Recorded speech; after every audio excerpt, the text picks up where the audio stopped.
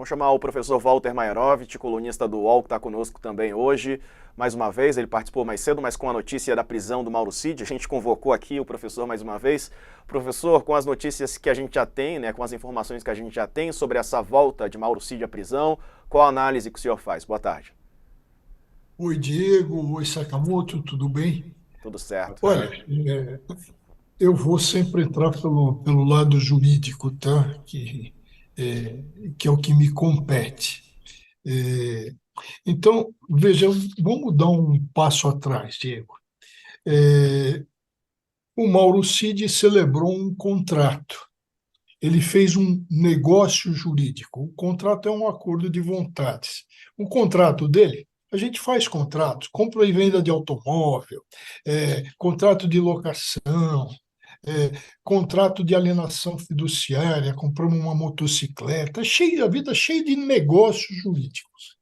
E o Mauro Cid fez um contrato de colaboração com a justiça, de delação premiada, como é chamado também.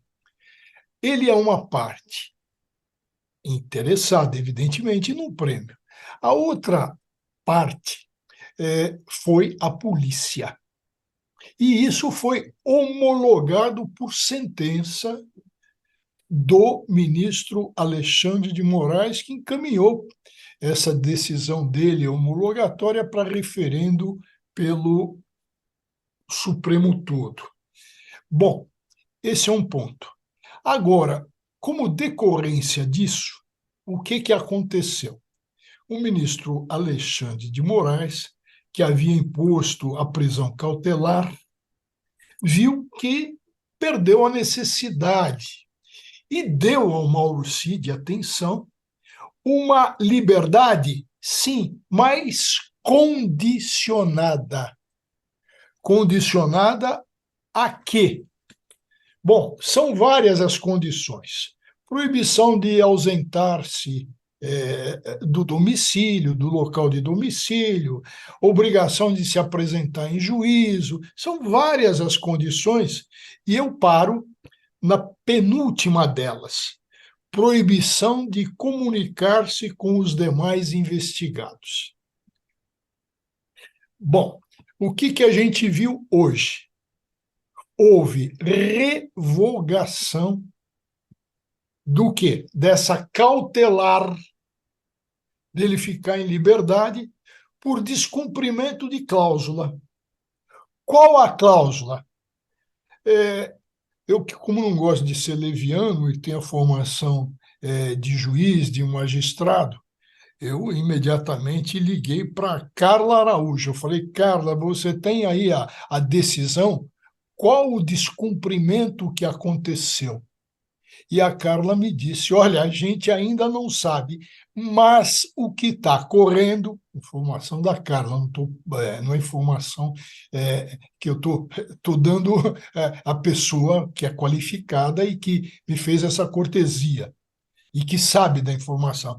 Ela falou, olha, aqui que está correndo é que ele teria falado com alguém investigado, mas ela não tem certeza, ela disse o que está ventilando, tá? Então vamos imaginar, Diego, que tenha sido isso. Se foi isso, está comprovado, então se revogou uma medida cautelar e se impôs outra, qual seja a volta à prisão. Essa é a cautelar que está valendo. A Professor, pergunta que... Oi. não, ia só mostrar imagens, já que o senhor está falando desse momento da prisão. A Folha tem o momento exato em que o Mauro Cid foi preso. No UOL você encontra esse vídeo. A nossa equipe vai dar o play, eu dou o play aqui. Aí o Mauro Cid e o advogado dele, né, o César Bittencourt. O César ali com um papel na mão, e aí vai aparecer o Mauro Cid no momento em que ele deixa a audiência, já preso, encaminhado pela Polícia Federal para fazer exame de corpo de delito. Ele já está no batalhão da Polícia do Exército. Vale lembrar que o Mauro Cid teria desmaiado quando recebeu a informação de que seria preso mais uma vez. Essa informação é da jornalista Natuza Neri, da Globo News. Pois não, professor? Então, vamos continuar. Eu vou pedir o auxílio do Sakamoto, porque hoje cedo eu já li o artigo dele e concordei plenamente, e que ele achou que esse relato do Mauro Cid, com relação à força de um contrato e etc., era um mimimi. E também achei isso num momento, quer dizer, uma coisa que não ia ter capacidade, não ia ter força para revogar um contrato celebrado, homologado, por quê? Porque tinha gente capaz, objeto lícito, e toda aquela conversa no meio de que, olha, foi pressionado, etc., ele foi assistido por advogado quando foi elaborado esse contrato de delação premiada. Então, não há nenhuma uma conversinha aí que surge por fora, vai ter força tal, e ele também faz aí pesadas críticas ao Moraes. Bom, mas de tudo o que eu quero colocar é o seguinte: que força teria isso para derrubar? Vale dizer, ele não cumpriu uma condição, volta para a cadeia, mas a Constituição diz que a prisão só se for necessária. É necessário. O que os juízes fazem como em regra quando acontece alguém que quebra uma condição? Sabe o que que faz, Diego? Sabe o que que faz, Leonardo Sakamoto? Faz uma audiência e faz uma advertência. O que que foi feito? E com o Moraes tendo sido citado. Quebrou a condição, o, o nosso articulista, o nosso repórter de Brasília, o Talento, falou: olha, o que ele quebrou, o que ele fez foi uma obstrução de justiça. É informação que foi dada a ele, não é ele que está dizendo. Agora, que obstrução de justiça foi essa? Não se sabe. Percebe o que eu quero colocar, Sakamoto e Diego, é que nós ainda, juridicamente, estamos ainda num lamaçal, num terreno sem consistência para apoiar. Qual foi o motivo, a condição quebrada? Ninguém sabe ainda. Você sabe, Sakamoto, qual foi isso? Ninguém sabe. Aliás, Walter, deixa eu te fazer uma pergunta sobre isso. Boa tarde, antes de mais nada, né? Com relação a isso, pelo que você está falando, seria possível, né, dentro, é claro, daquilo que a gente tem em mãos até agora, né, como você bem falou, a gente não tem todas as informações disponíveis, inclusive, para traçar o que ocorreu de fato, mas a depender do que tenha ocorrido, seria possível que nessa audiência, ao invés de decretar a prisão do Mauro Cid, o Moraes ter dado apenas uma advertência a ele?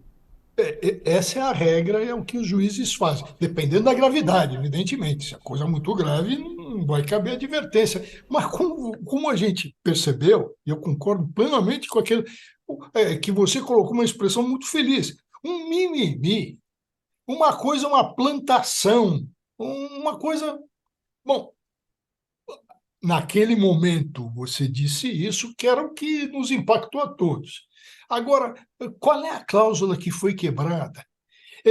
Outra coisa, Diego Sakamoto, que eu acho importante na visão de jurista, de ex-magistrado por mais de 30 anos, é, é, é o seguinte: o Ministério Público pediu a prisão, pediu a revogação da medida de liberdade condicionada para prisão, A gente foi de ofício, não pediu, mas estava lá presente essa audiência. Essa audiência, afinal, foi para quê? Se tem um contrato em curso, se o juiz, isso eu falei cedo, se o juiz é imparcial num contrato, veja, Sakamoto, você compra um automóvel do Diego, tá? Evidentemente que vão negociar preço, é um negócio jurídico, é um contrato. Aí, de repente, você fez esse contrato, passa um tempinho, você fala: ô Diego, a tua moto, o teu automóvel, a tua motocicleta que eu comprei, estava aqui com vazando óleo, não sei o quê. Pô, eu vou pedir a revogação desse contrato de venda. Aí o Diego fala: não tem vazamento algum. Então, o que eu quero dizer é que numa delação premiada em curso, A polícia tem que chegar e falar mesmo, ô, escuta, isso aí que você está falando é mentira. Pode acontecer esse tipo de diálogo que não espanta quem é do ramo, quem conhece isso, quem está por dentro de delações, de como funciona o processo criminal. Então, não me espantou em nada essa história de que, olha, houve pressão da polícia. Não, a polícia estava no papel. Fala, não, você está dizendo isso, você está com reticências, você está omitindo. Faz parte desse tipo de contrato. Então, nenhuma novidade daquilo. O que tinha ali? As críticas ao Moraes, mas tem críticas erradas, porque não é o Moraes que vai julgar, quem vai julgar é o colegiado, é o Supremo. É o Supremo que vai julgar.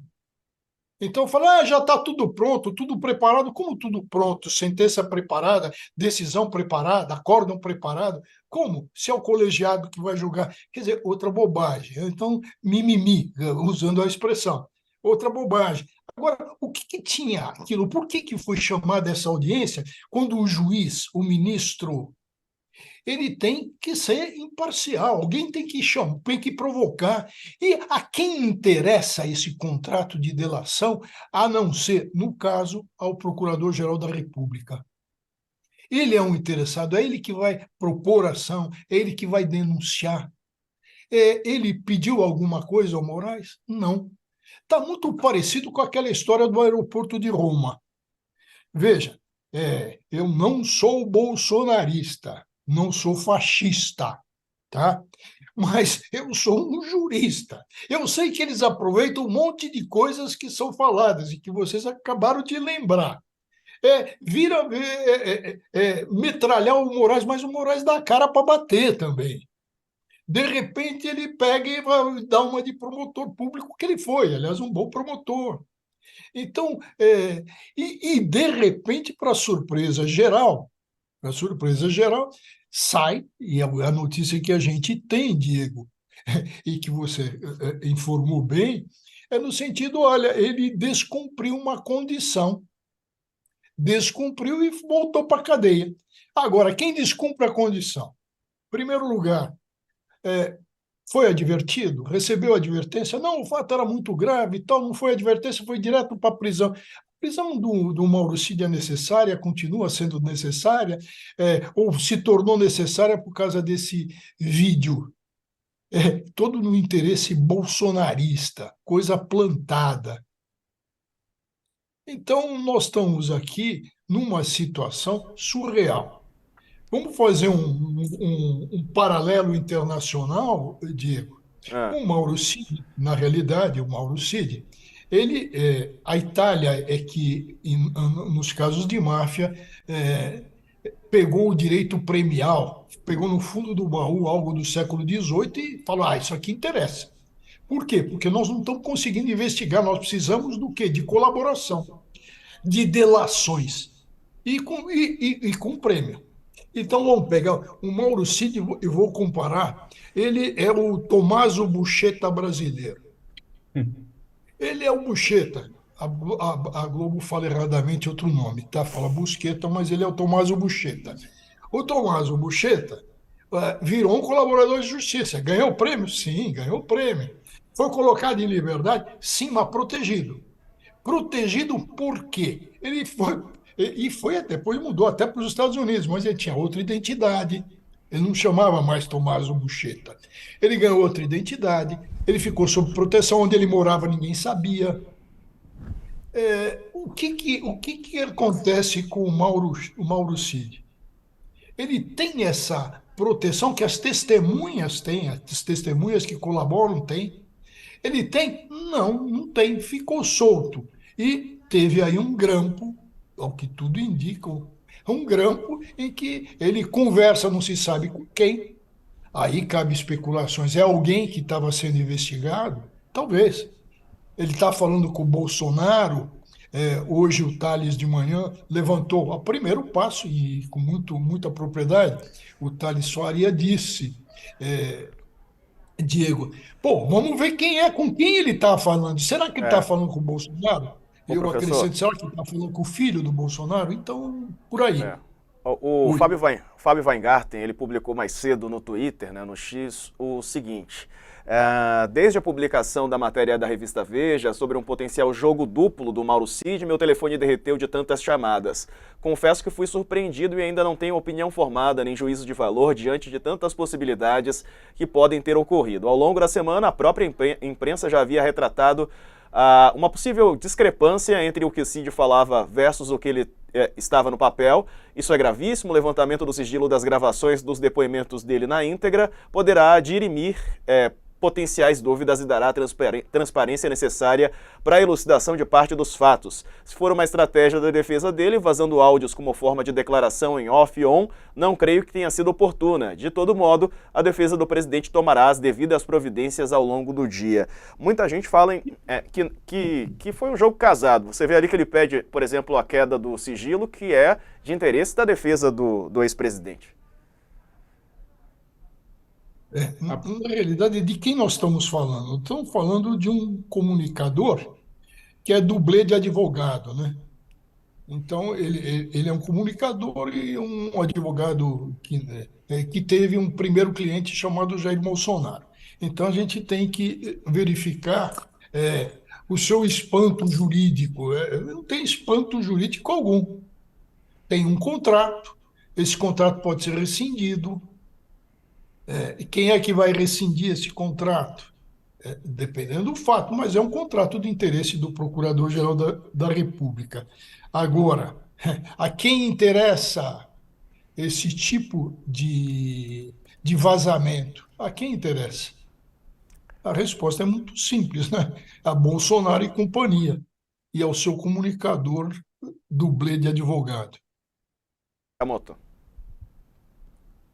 É interessantíssimo, né? Porque aí o próprio Weingarten dá a pista, né? A gente não sabe se é ou não é assim, mas aí ele dá a pista. Ele fala: olha, para descobrir isso, teria que, basicamente, o que ele falou tem que liberar a delação do Mauro Cid, que é aquilo que o Bolsonaro está cobrando, né? Que é aquilo que o Bolsonaro está cobrando, né?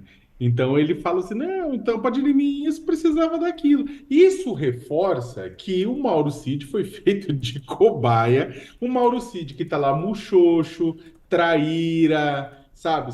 Tipo, chamado de traíra, de traidor da causa, né? De grande delator, de escantear, deixar de lado, sabe? Pegaram os mimimi do Mauro Cid, né? E aí estão usando agora os mimimi do Mauro Cid. Ou seja, a avaliação nossa lá vai confirmando que ele falou assim: ó, no início eu falei, eu não vejo que o Mauro Cid tinha um grande plano, porque isso significaria ele voltar para o Chilindró, porque ele sabe que Aconteceu.